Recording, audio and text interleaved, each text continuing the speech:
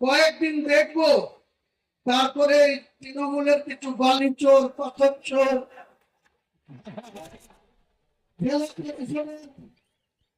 জেলা পরিষদের secretary private কন্ট্রাক্টরদের সাথে 1.5 কোটি টাকা গুনে নিচ্ছে। ফুটেজ রেখে দিয়েছি, অপেক্ষা করে তারপরে 10 লক্ষ টাকা অ্যাকাউন্টে দিয়েছে। এত বড় স্পর্ধা। আর মমতা হচ্ছে সতী সাত্রী সাবিত্রী, নেত্রী হচ্ছে সতী সাত্রী সাবিত্রী। আপনার দলের আধিকারিকদের এত স্পর্ধা হয় কোথা থেকে? কোথা থেকে হয় মুর্শিদাবাদের মানুষের অর্থকে এইভাবে লুট করা? যান বেরগ পাথরের খাদান থেকে একটা পাথরের গ্রামসাল হয়ে আসছে, গোটা বীরভূমের থানাগুলো আসলে মাত্র 4,000 টাকা খরচা হয়। সেই মুর্শিদাবাদের গ্রাম ঢুকবে বড়ুয়া থানায়, শুরু হয়ে যাবে একাই একটা থানাতে 4,000।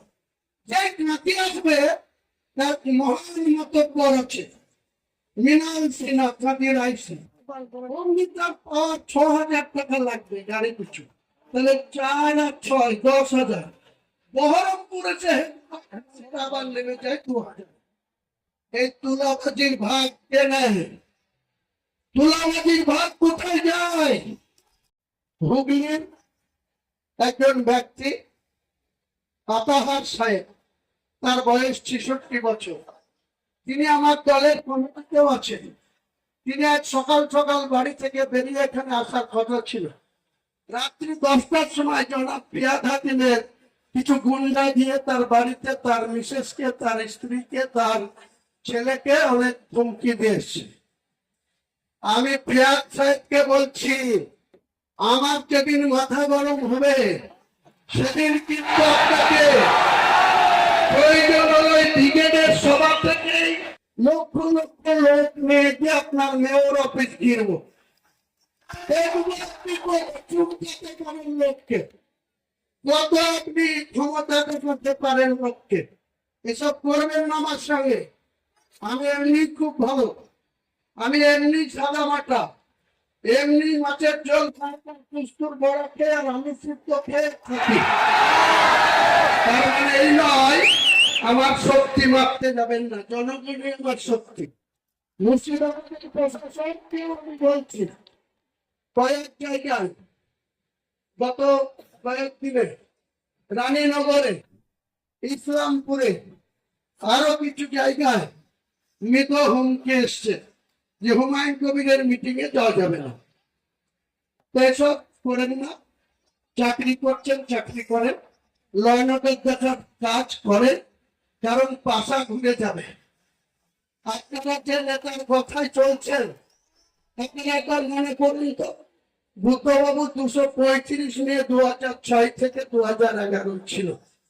2011 এসে 9 এসে একজন মাত্র এমপি ছিল মমতা ব্যানার্জি, একা।